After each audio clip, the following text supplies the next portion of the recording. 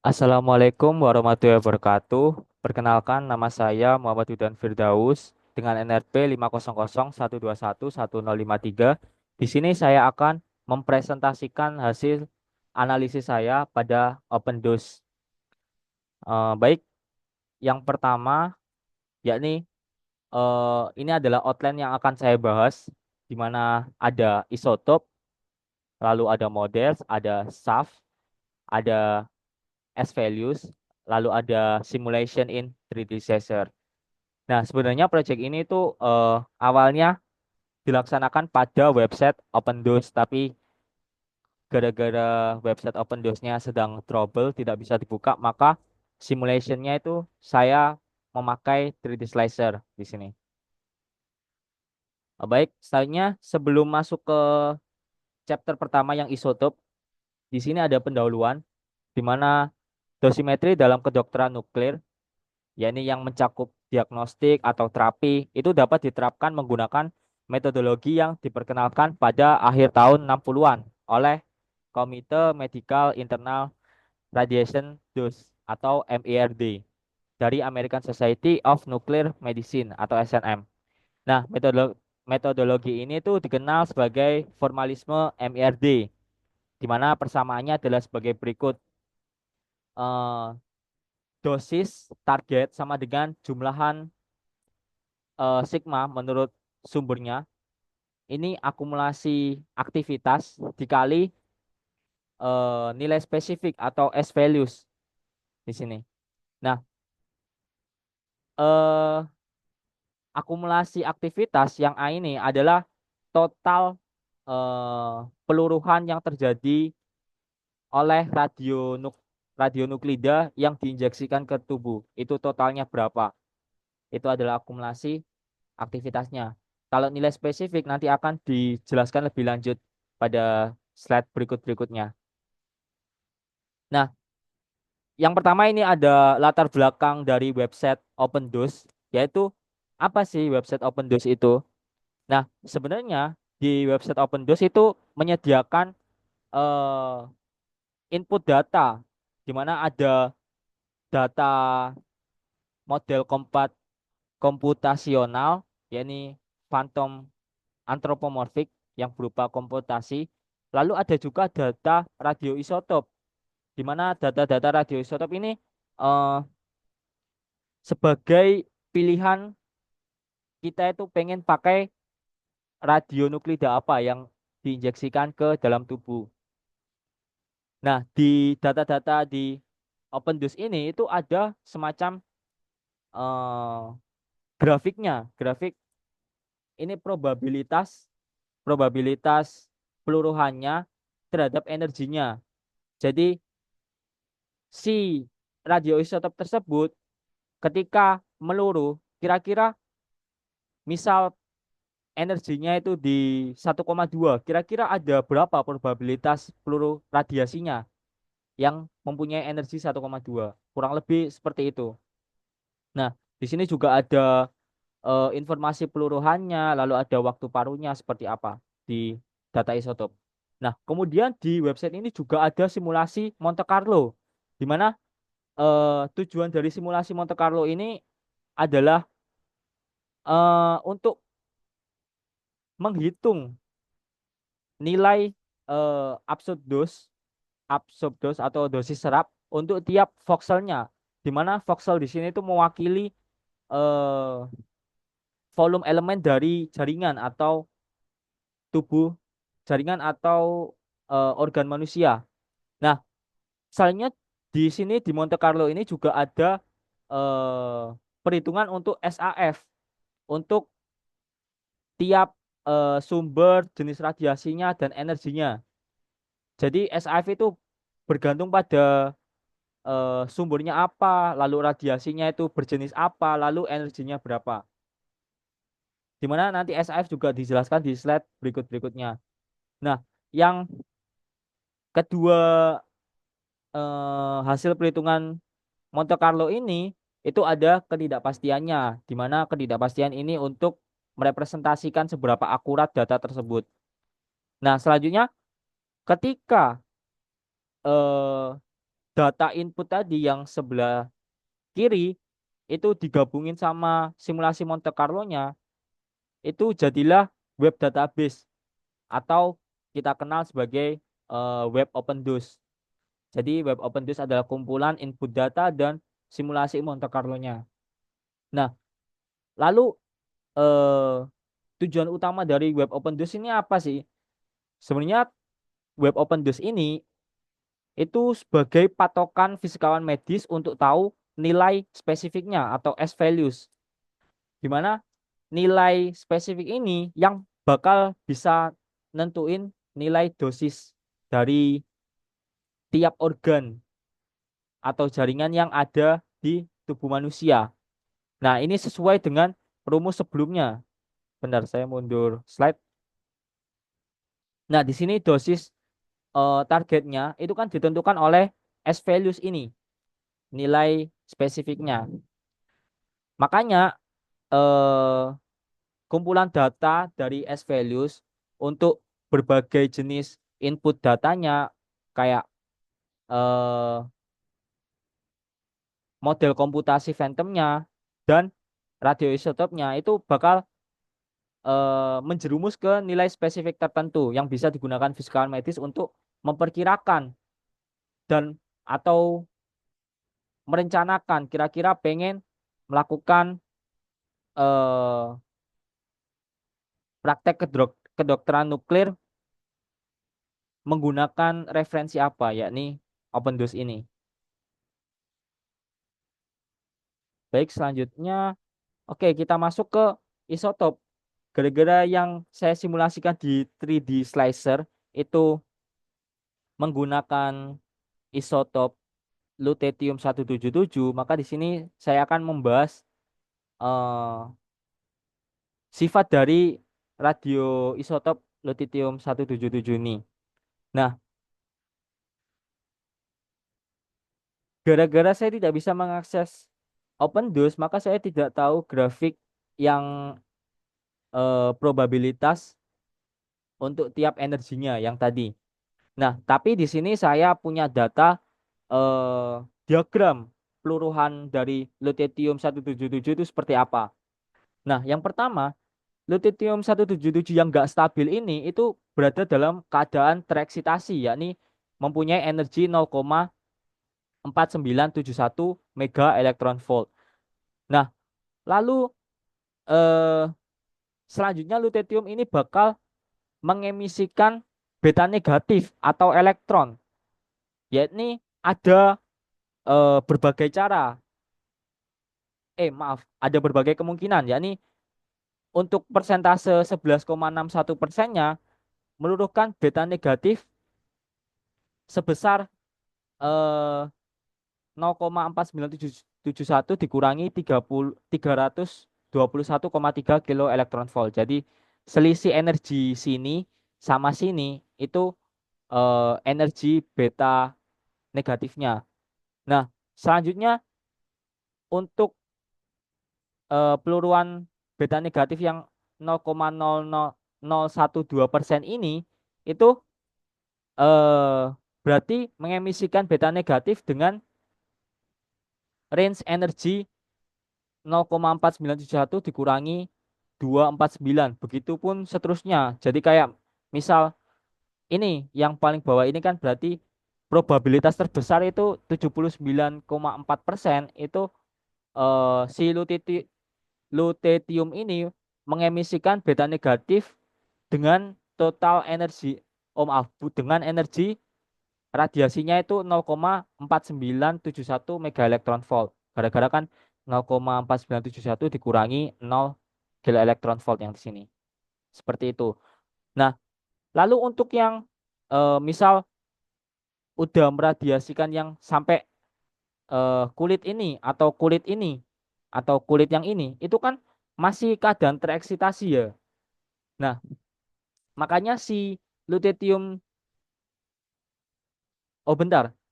Jadi gini, ketika si lutetium ini udah mengemisikan beta negatif menjadi eh, hafnium. Nah, itu kan berarti dia itu merubah neutronnya menjadi proton kan. makanya mengemisikan elektron. Nah, jadi ketika di kulit sini itu sebenarnya udah jadi hafnium, tapi masih metastabil atau belum stabil. Makanya dia perlu membuang energinya untuk mencapai eh, kulit groundnya, yaitu 0 kiloelektron volt. Nah, gimana cara dia eh, mencapai kulit groundnya? Dia bakal membuang energi dalam bentuk eh, foton gamma atau sinar gamma dengan spesifikasi sebagai berikut. Untuk ketika si hafnium metastabilnya di kulit ini, maka dia perlu membuang energi sebesar selisih dari ini, 321,3 sampai sini. Nah, oh ya, sebenarnya masih dibagi lagi sih. Kayak ternyata yang hafnium metastabil di sini tuh mengemisikan gamanya itu sekitar 0,17% itu sebesar 71,6 kilo elektron volt, lalu 10,36% sinar gamma yang dari sini itu mempunyai energi 208,4, lalu misal langsung dari sini ke ground itu sekitar 0,21% dengan energi 321,3 kilo elektron volt. Begitupun seterusnya, misal mencapai sini, itu nanti juga ada persentasenya. Ke sini sebesar 0,05% dengan energi sinar gamanya 136,7 kilo elektron volt. Lalu dari kulit sini ke kulit langsung bawah itu sebesar 0,2%, sebesar di mana energi radiasinya itu 249,7% kilo elektron volt, dan seterusnya hingga si hafnium ini itu menjadi stabil di kulit paling bawah. Kurang lebih fisiknya seperti itu untuk radioisotop ini. Baik, kita next. Nah, di sini model yang bakal saya simulasikan itu adalah data pasien, di mana ini itu bisa di-download di GitLab. Nah, di sini adalah pasien wanita, di sini ada keterangannya. Ini patient sex F female.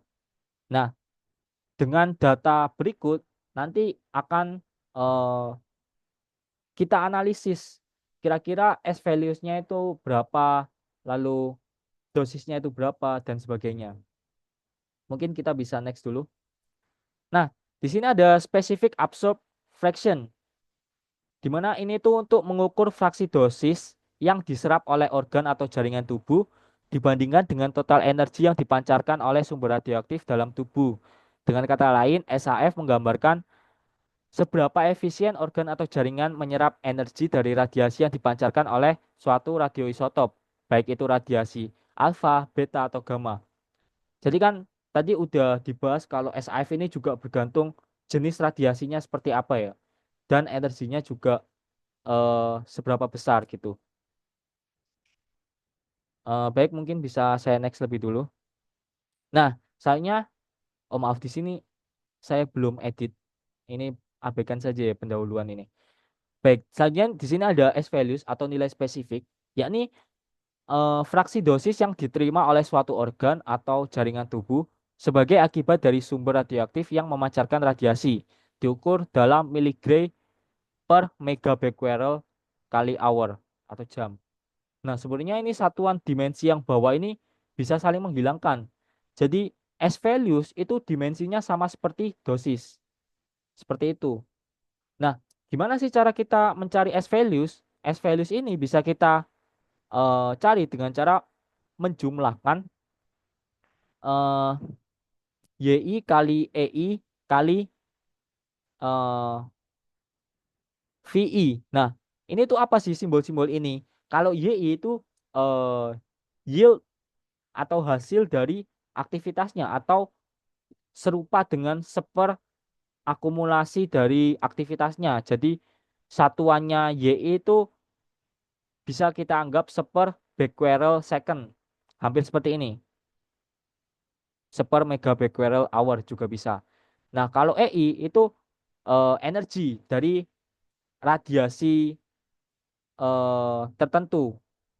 Lalu untuk yang simbol eh, VI ini maksudnya adalah SAF dari radiasi tipe I.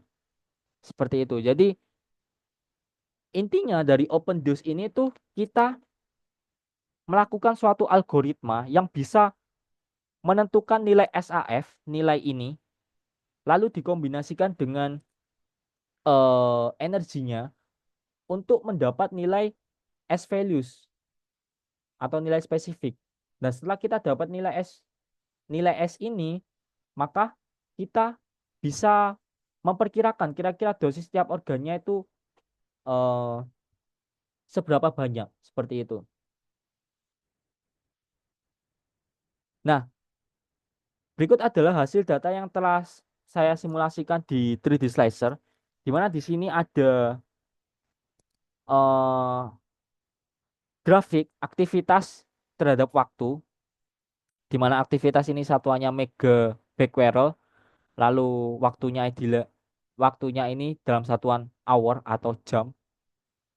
Nah, di sini, bentar ini saya slide lanjut dulu untuk lebih spesifik. Nah, ini adalah grafiknya. Saya zoom terlebih dahulu. Nah, terlihat bahwa pada grafik ini ternyata eh, yang warna hijau, yang ini whole body atau seluruh tubuh manusia itu aktivitasnya itu tinggi. Kenapa? Ya gara-gara di data ini tuh nilai aktivitas yang masuk ke grafik ini adalah akumulasi aktivitas. Nah, kan aktivitas yang diinjeksikan ke seluruh tubuh manusia itu dihitung semua di sini. Makanya di sini tinggi aktivitasnya. Nah, untuk yang bawah-bawah ini adalah perbagiannya. Sebagai contoh, yang hitam adalah aktivitas dari tumor. Di mana ini aktivitasnya itu yang hitam ini cukup tinggi. Dari awalnya itu agak rendah lalu tinggi terus menurun seiring berjalannya waktu. Nah, kita lihat bahwa di eh, legend ini atau keterangan ini itu ada ada istilah fit. Nah, fit ini maksudnya data perhitungan kita itu diaproksimasikan sama model matematis tertentu. Nanti saya akan simulasikan 3D slicer-nya. Nah, sayangnya dengan grafik ini kita juga bisa lihat bahwa semakin lama berjalannya waktu, maka aktivitasnya bakal semakin menurun kan. Nah, itu tuh terjadi gara-gara eh kita tahu hukum eksponensial menurun yang A sama dengan A0 kali eksponensial minus lambda T kan. Dimana radionuklida kan mempunyai waktu paruh dan seiring berjalannya waktu itu aktivitasnya bakal menurun secara eksponensial kan. Nah, maka dari itu ini bakal menurun secara eksponensial. Nah, kita lihat bahwa di sini ada yang warna ungu ini tuh misal liver ya. Liver di sini awalnya ketika diinjeksikan ternyata tinggi kan. Terus menurun seiring berjalannya waktu. Tapi jika dibandingkan grafik liver sama grafik tumor yang hitam ini, itu pada akhirnya yang tinggi adalah yang hitam kan perbagiannya atau aktivitas tumornya itu tinggi. Lah, berarti tujuan kita melakukan terapi ini berhasil. Kenapa? Ya gara-gara kita kan pengen eh, mendiagnosis tumor sekaligus untuk melakukan terapi kan pada tumornya sehingga kita berikan dosis yang paling tinggi. Maka dari itu ini udah sesuai bahwa plot aktivitas ini nilainya lebih tinggi daripada organ-organ yang lain. Nah, selanjutnya eh, kita lihat bahwa di sini yang ditinjau segmentasinya ini ada beberapa ya, ada eh, tubuh keseluruhan, ada paru-paru, ada hati, ada tulang, ada udara atau latar belakang dari imagingnya, lalu ada left kidney atau ginjal kiri, ada ginjal kanan, lalu ada limpa, lalu ada tumor. Nah, kurang lebih pembahasan grafiknya adalah sebagai berikut. Nah, selanjutnya di sini ada bentuk integrated dari grafik yang tadi. Nah, kita tahu bahwa grafik yang tadi, yang sebelumnya ini, itu misal kita integrasikan ya, berarti eh, luas di bawah kurva ini kan berarti aktivitas kali waktu kan. Nah, aktivitas kali waktu itulah adalah akumulasi dari aktivitas. Makanya di slide selanjutnya ini muncullah, oh bentar maaf, mana tadi? Nah, akhirnya di sini muncul suatu tabel hasilnya, yakni ada tiap yang ditinjau ini misal seluruh tubuh, ada paru-paru, liver, tulang, udara, dan seterusnya. Itu kita tahu nilai masanya. Nah, ini dari segmentasi. Nilai masanya, terus tahu nilai interpolasinya. Dan nilai interpolasi ini maksudnya nilai aktivitas pada waktu tertentu. Seperti itu. Lalu ada cumulated activity atau aktivitas yang terakumulasi atau jumlahan dari semua aktivitas untuk seluruh waktunya itu sebagai berikut. Lalu ada juga absorbed dose by LED. Nah, LED itu apa? LED itu suatu algoritma yang nantinya akan saya bahas lebih lanjut ketika praktek di 3D Slicer-nya. Di mana LED ini intinya itu memiliki akurasi yang paling rendah dibanding algoritma yang lain. Sehingga eh, kita bisa ingat-ingat dulu misalnya ini 2,08 kali 10 4 min 1 ya. Nanti kita coba bandingin di algoritma yang selanjutnya, yakni ada pakai FFT, FFT convolution. Baik, mungkin kita bisa next dulu ya. Sebentar. Oke. Oh ya, sebelum itu berarti kita udah tahu ya, berarti dengan kita pakai open dose yang ada di 3D Slicer ini, ternyata kita bisa mengetahui akumulasi dosisnya seperti apa. Lalu kita juga tahu nilai absorb dose-nya seperti apa. Sini. Nah, makanya dengan data-data ini kita bisa menghitung nilai S value-nya kan. Di mana nilai S value untuk tiap organ berarti tinggal absorb dose dibagi sama aktivitas terakumulasinya kan. Tadi kan di awal-awal tadi kan rumus dosis kan sama dengan akumulasi aktivitas kali eh, S value-nya kan. Berarti kalau nyari S value tinggal dibalik aja. S value sama dengan dosis dibagi eh, aktivitas akumulasinya. Seperti itu. Nah, di sini juga diketahui ada standar deviasi atau eh, untuk merepresentasikan seberapa presisi data kalkulasi dengan algoritma ini sebagai berikut.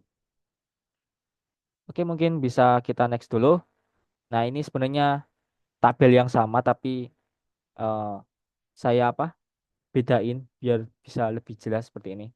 Nah, sebenarnya di kurva tadi sama tabel ini saya pakai pendekatan eksponensial atau lebih tepatnya mono eksponensial. Nah, makanya di fungsi fit-nya ini itu rumus dari grafik tadi bisa kita dekati pakai eksponensial. Nah, kenapa saya pakai pendekatan eksponensial? Karena kita tahu sendiri bahwa aktivitas radiasi itu memiliki hubungan dengan waktu itu yakni menurun secara eksponensial kan, eksponensial negatif. Makanya saya pakai pendekatan eksponensial seperti itu. Oke, terus di sini juga terlihat bahwa tumor memiliki absolute dose yang lebih tinggi dari semuanya kan. Berarti ini terapi kita udah sesuai tujuan, yakni pengen diagnosis sekaligus melakukan terapi pada tumornya. Ini. Nah, untuk yang spleen ini dosisnya tinggi juga, makanya kita perlu apa ya? Tindakan khusus untuk mencegah biar spleen ini enggak terlalu banyak terkena radiasi seperti itu. Oke, mungkin kita next dulu. Nah, selain eh, kurva aktivitas sama waktu tadi, itu kita juga dapat, oh maaf, bentar. Kita juga dapat ini kurva dose rate terhadap waktu atau laju dosis terhadap waktu. Nah, misal kita pengen tinjau lebih detailnya, sebentar. Nah, seperti ini. Terlihat bahwa seperti biasa, tumor bakal selalu menerima dosis yang paling tinggi kan. Makanya di sini yang warna hitam ini kan konvolusi dari tumor, di mana nilainya paling tinggi. Nah, terlihat bahwa eh, di grafik yang tumor ini, kenapa awalnya ini rendah dulu lalu memuncak, lalu turun lagi, ya gara-gara radionuklida untuk dimasukkan ke sel tumor itu membutuhkan waktu untuk menembus membran sel tumor tadi. Makanya awalnya sedikit dulu, lalu ketika udah menembus sedikit demi sedikit bakal meningkat kan. Nah, lalu sering berjalannya waktu bakal menurun lagi. Kurang lebih seperti itu. Nah, untuk yang tadi yang sebelum-sebelumnya kan dosisnya pakai pendekatan LED kan, algoritma LED. Sedangkan yang kurva ini itu dosisnya pakai pendekatan eh, FFT atau Fast Fourier Transform yang homogen. Nanti kita bahas lebih lanjut. Baik, kita next dulu. Nah, kita kalau misal kita integratekan atau kita cari luas di bawah kurva, maka dapat eh, tabel sebagai berikut. Nah, kita tahu bahwa luas di bawah kurva ini kan berarti dose rate dikali time-nya kan. Berarti sama aja menghasilkan nilai dosis kan. Seperti itu. Makanya di sini yang bisa kita hitung di sini adalah nilai absorb dose-nya atau dosis serapnya. Nah, sama seperti tadi kita juga bisa tahu massa, interpolasinya, lalu ada dosis serap tiap organnya seberapa, lalu ada standar deviasi, lalu ada persamaan aproksimasinya, yakni saya pakai eksponensial juga ini. Nah, eh, terlihat bahwa absurdus yang di sini ini kan berarti 2,46 kali 10 Parmen 1 kan. 2,46 kali 10 Parmen 1. Nah, kita coba mundur lagi slide sebelumnya. Nah, kalau slide sebelumnya yang LED itu kan 2,08 kali 10 Parmen 1. Nah, terlihat bahwa nilai dengan algoritma konvolusi atau FFT itu lebih tinggi kan. Nah, lalu mana yang benar? Nah, yang benar adalah yang FFT atau konvolusi. Kenapa? Nah, nanti saya jelaskan lebih lanjut ketika praktek nanti. Kenapa si FFT ini mempunyai nilai akurasi dan presisi yang lebih baik dibanding LED. Baik, ini sama aja grafiknya yang tadi, cuma saya pisahin. Nah, dengan grafik ini kita juga apa ya? Kita bisa langsung tahu dosis serapnya kan. Di sini juga ada standar deviasinya untuk mengukur seberapa presisi si algoritma FFT ini. Seperti itu. Oke, baik sekian presentasi saya yang hasil. Mungkin akan saya lanjut ke presentasi yang 3D slicer.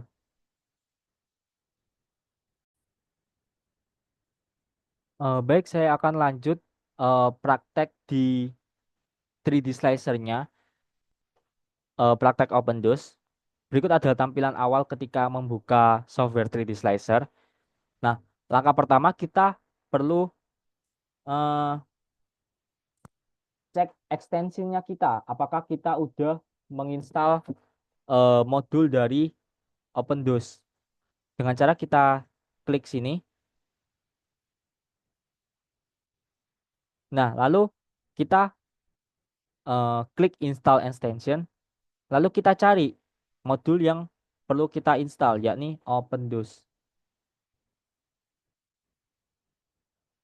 OpenDOS. Nah, karena saya sudah menginstal, maka tampilannya seperti ini. Nanti tinggal eh, kita install aja untuk modulnya. Oke,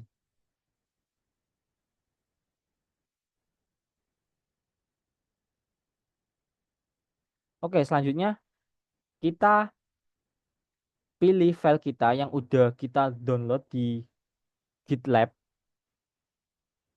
Kita pilih karena saya udah upload yakni file ini. Maka selanjutnya kita perlu perhatikan bahwa untuk eh, memasukkan file ini kita klik ini dulu untuk uncentang atau yang multi volume ini tidak perlu dicentang. Nah, selanjutnya kita tinggal examine.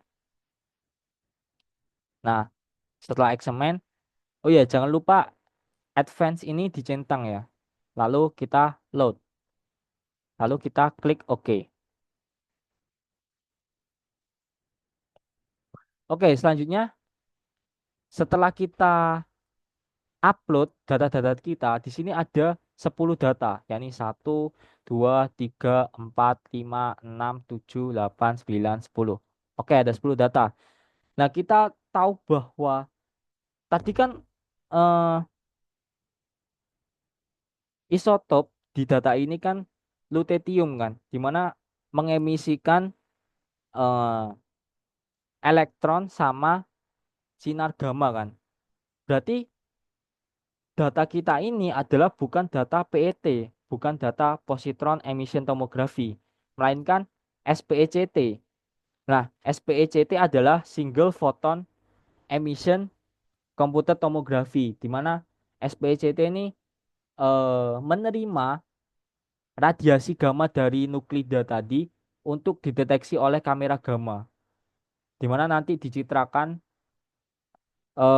melalui komputasi, nanti kita tahu hasil citranya seperti apa. Nah, kita tahu bahwa tadi lutetium kan menghasilkan sinar gamma kan. Nah, ini sinar gamma yang ditangkap sehingga menjadi hasil citra ini. Oh ya, sepertinya sebelumnya tadi belum saya bahas ya waktu paruh di grafik. Sebentar.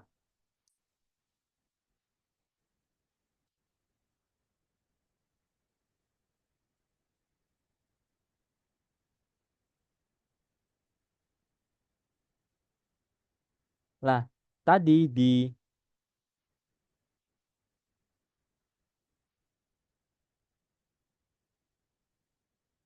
oh bentar. Tadi di PPT kan sempat dibahas ini.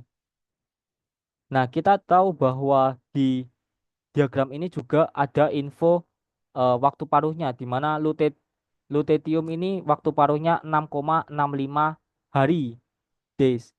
Lalu yang untuk hafnium yang di sini yang metastabil waktu paruhnya 0,663 nanosecond.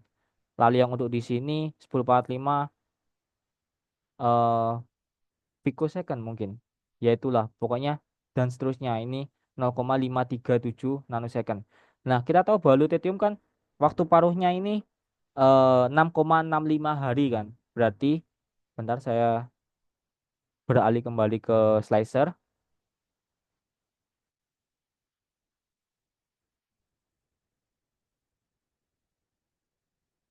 Oke, makanya di sini di data SPECT-nya,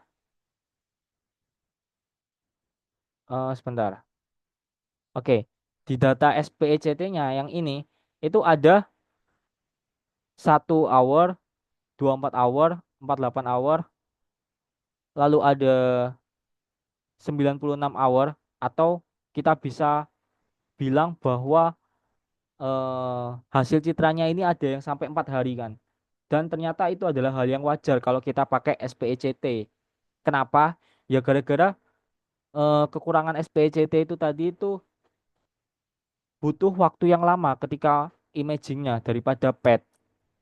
Tapi kelebihannya itu SPECT itu lebih murah dibanding PET. Nah, seperti itu.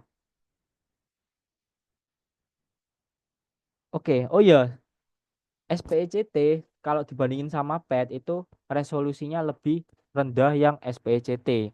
Sehingga untuk kualitas gambar itu lebih bagus kalau pakai yang PET. Seperti itu. Oke, kita langsung aja ke modulnya. Modulnya yaitu eh, OpenDOS, kita search di sini, OpenDOS. Nah, setelah itu kita klik switch to modul. Nah, kalau udah di sini, nah di sini baru ketahuan kan kalau isotop yang dipakai adalah lutetium 177 di sini. Dengan eh, kamera faktornya 122,6 becquerel per counts. Nah, kamera faktor ini ya sensitivitas dari si radiasi lutetium ini ketika oh bentar. Kamera faktor ini adalah sensitivitas dari detektor kamera gamma gara-gara si lutetium 177 ini. Nilainya adalah sebagai berikut. Nah, untuk injected activity-nya ini udah diketahui di datanya. Berarti ada aktivitas yang dimasukkan ini ada 6.848 megabecquerel. Nah, selanjutnya sebentar. Selanjutnya kita bisa klik processing. Nah, di sini ada oh ya, sebelum itu biar kita tahu perbandingannya. Awalnya data kita kan seperti ini. Nah, selanjutnya ketika kita melakukan rename file, maka data kita bakal menjadi seperti ini, menjadi terkelompok oleh waktunya sendiri-sendiri. Nah, kita tahu bahwa setiap foldernya ini ada city-city sama ACSC kan. Nah, tapi ketika misal kita lanjut ke next step, misal kita resample city,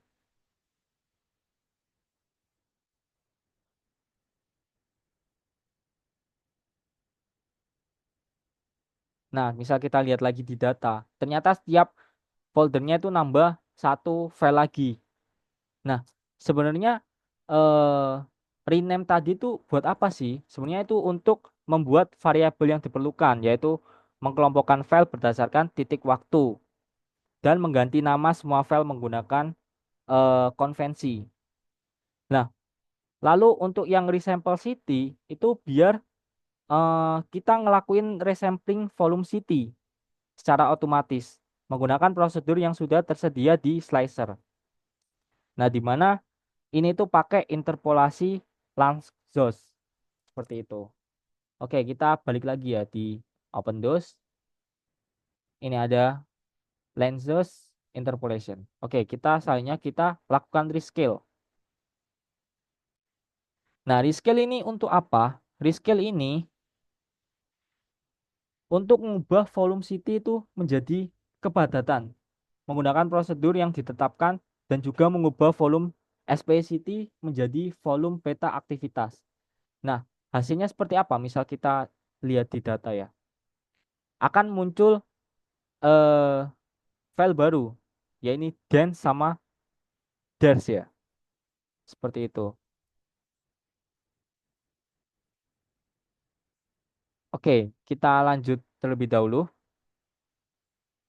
Setelah kita melakukan pre-processing, selanjutnya kita lakukan re-registration. Oke. Nah, kita pilih volume yang jadi referensinya.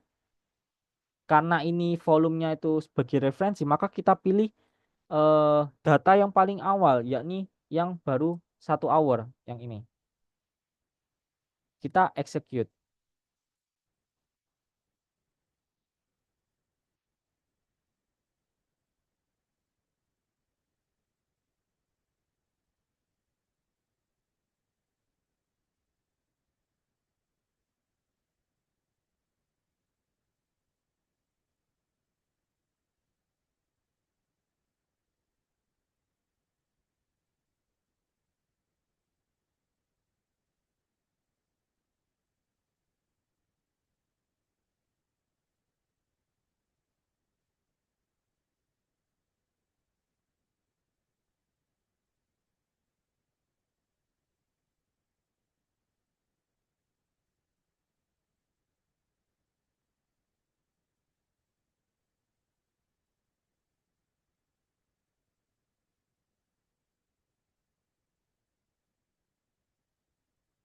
Oh ya, ketika di registration ini, itu sebenarnya kita eh, menjadikan file yang 1 hour ini sebagai referensi untuk dipasin ke titik waktu yang lain. Jadi seperti ini, performing registration in eh 48 hour.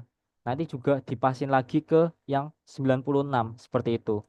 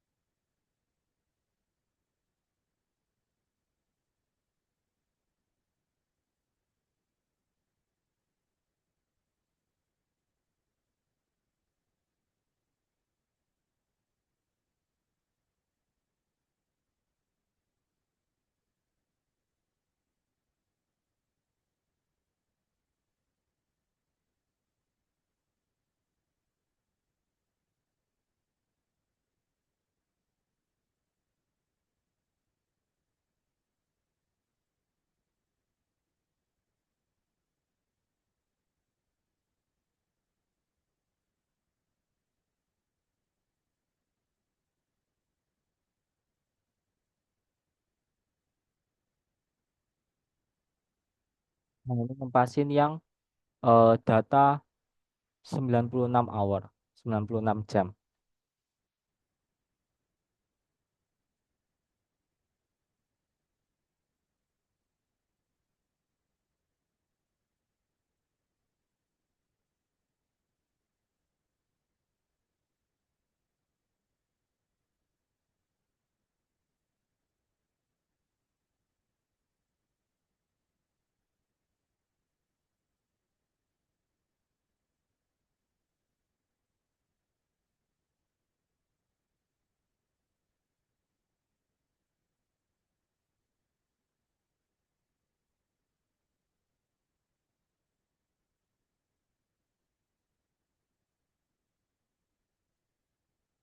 Oke, kalau sudah, bentar kita cek di data.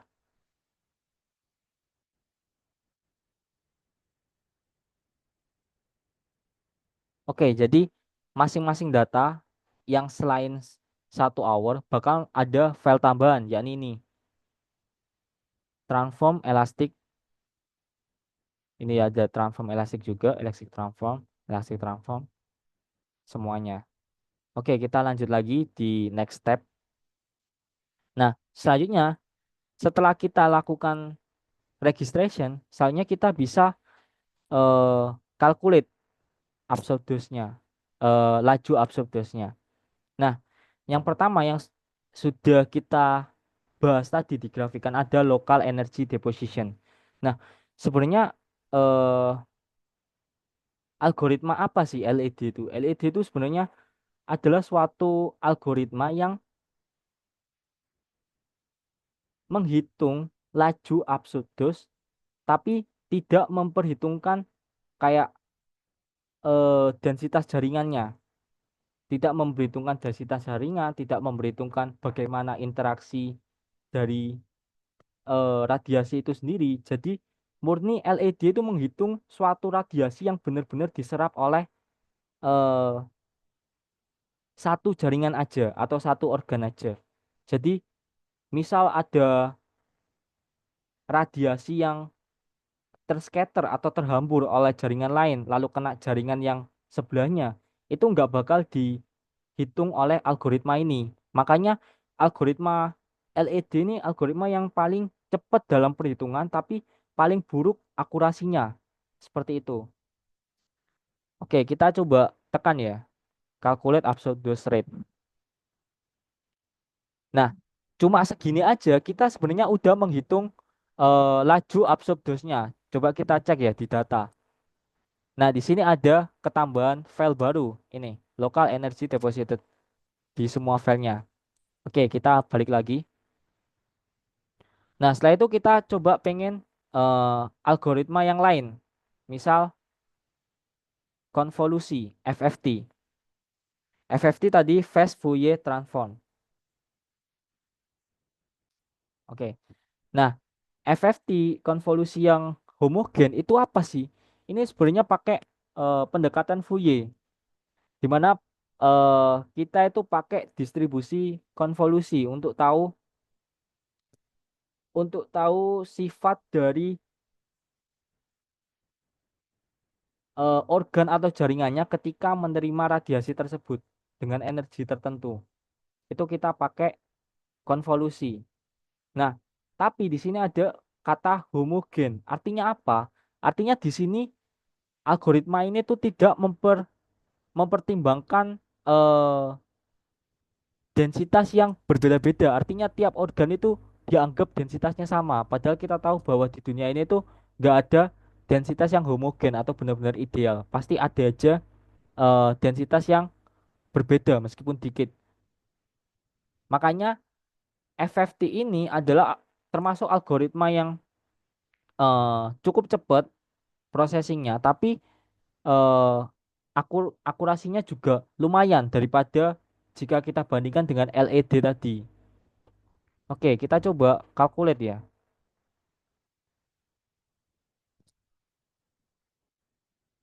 Nah, di sini masih proses.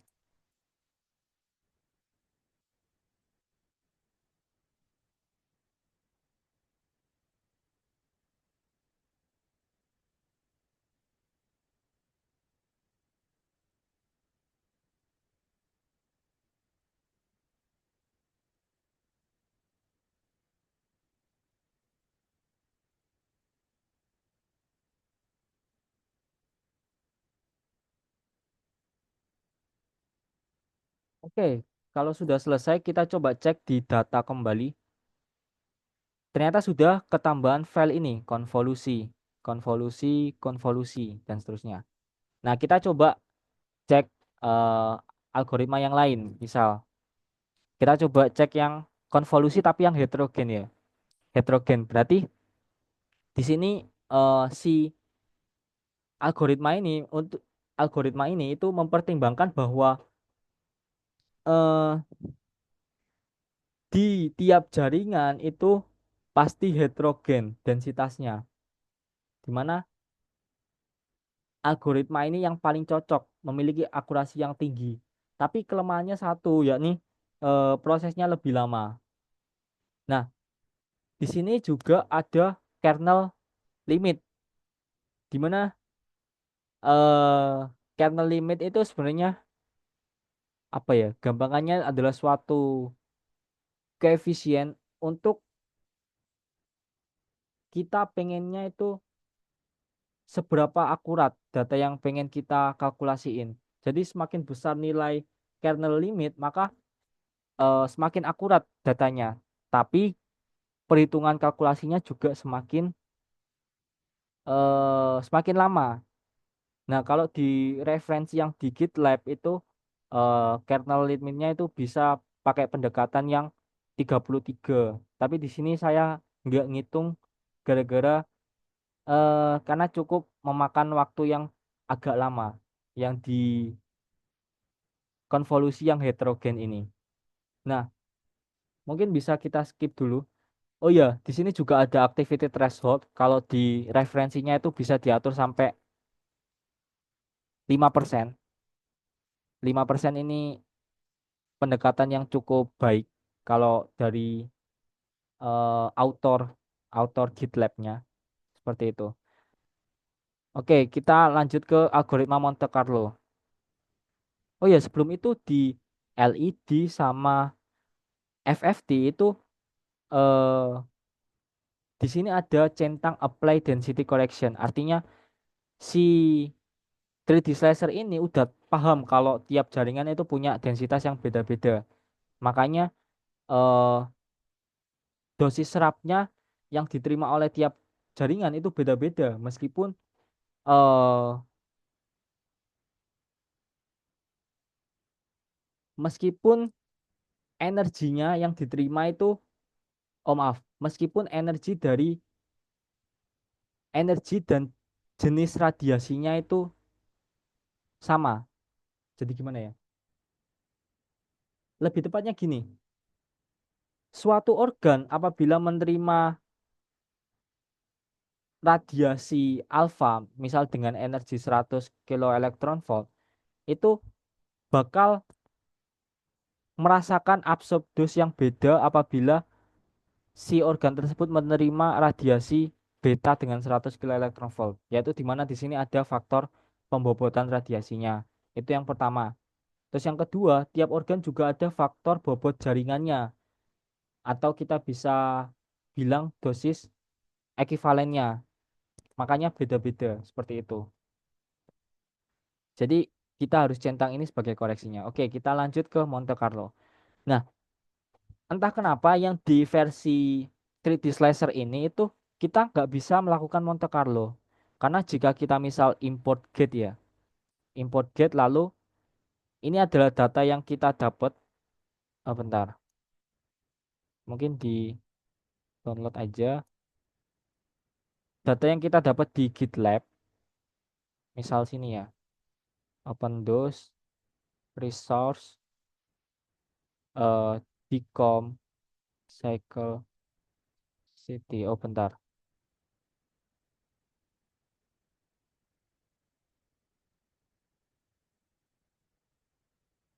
open those resource. Nah, git. Nah, pasien, misal kita select folder ya,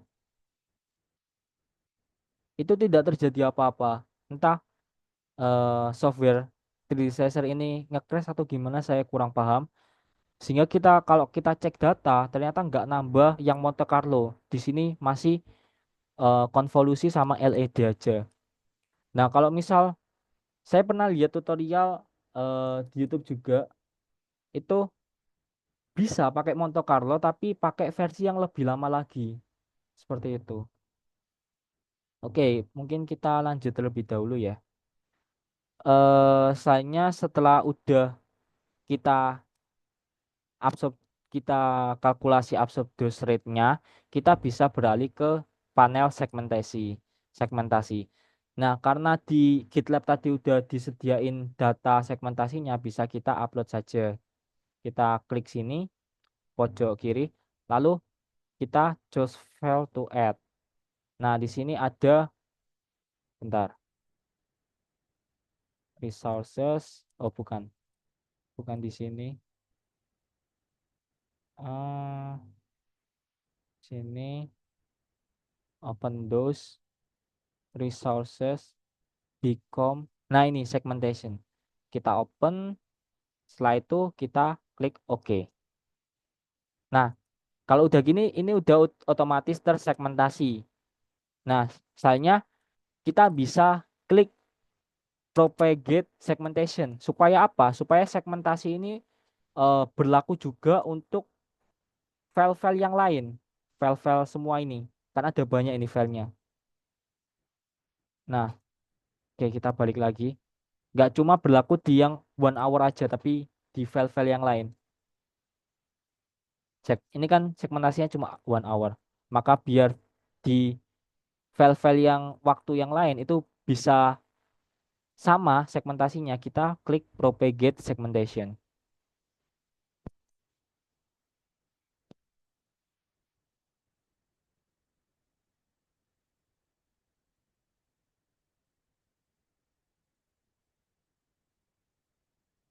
Oke, kalau sudah kita bisa beralih ke segment table and plot. Oke, karena gara-gara Monte Carlo tadi nggak bisa ya, kita ubah dulu. Nah, kita di sini bisa tahu tabel aktivitasnya. Coba kita klik.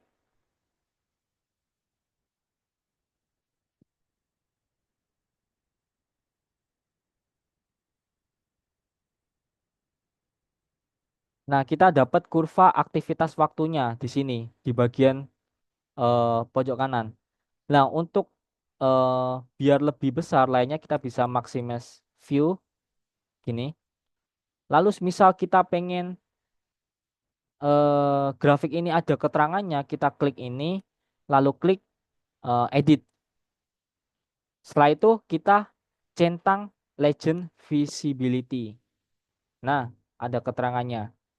Jadi kita sudah mendapat grafik yang udah kita bahas di PPT tadi. Misal kita pengen kecilin legendnya seperti ini, kita scroll mouse.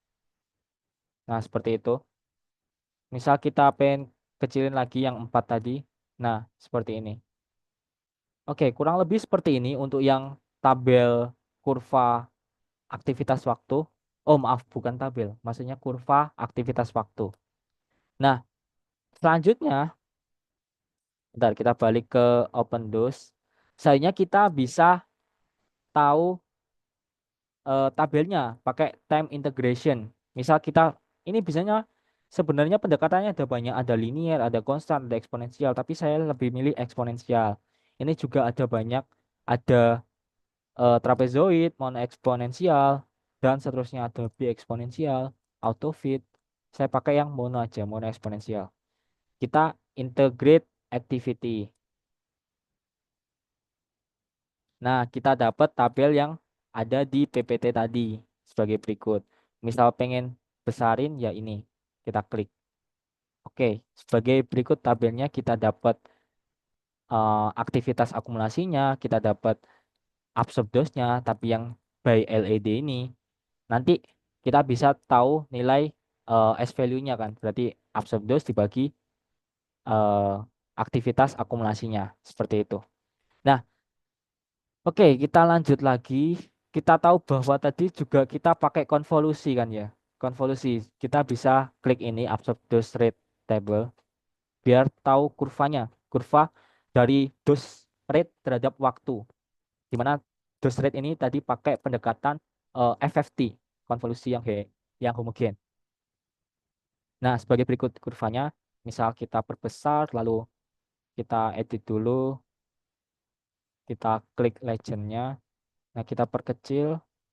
Nah, berikut udah jadi kurva yang dose rate terhadap waktunya. Nah, misal kita pengen tahu absorb dose dari metode FFT yang homogen ini, maka kita tinggal klik, kita balik lagi ke open dose, kita klik yang ini, integrate absorb dose rate. Nanti kita dapat tabelnya. Nah, kita dapat tabel seperti ini yang udah ada di PPT juga tadi. Nah, yang absurd yang di sini itu kan absurd yang didapat dari metode FFT atau fast Fourier transform yang homogen. Nah, kita bisa cari nilai S value-nya dengan cara absurd yang di sini dibagi dengan S bukan, dibagi dengan aktivitas akumulasi yang sebelumnya, yang ada di tabel sebelumnya. Kita bisa pakai itu. Nah, seperti itu. Misal kita pengen perbesar seperti ini. Oke.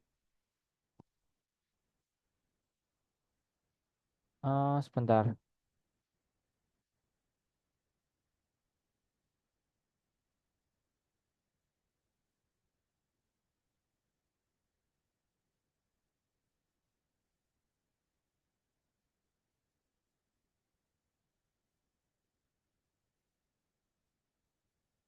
Oke,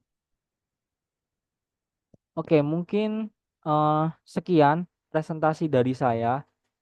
Eh, Apabila ada kurangnya, saya mohon maaf.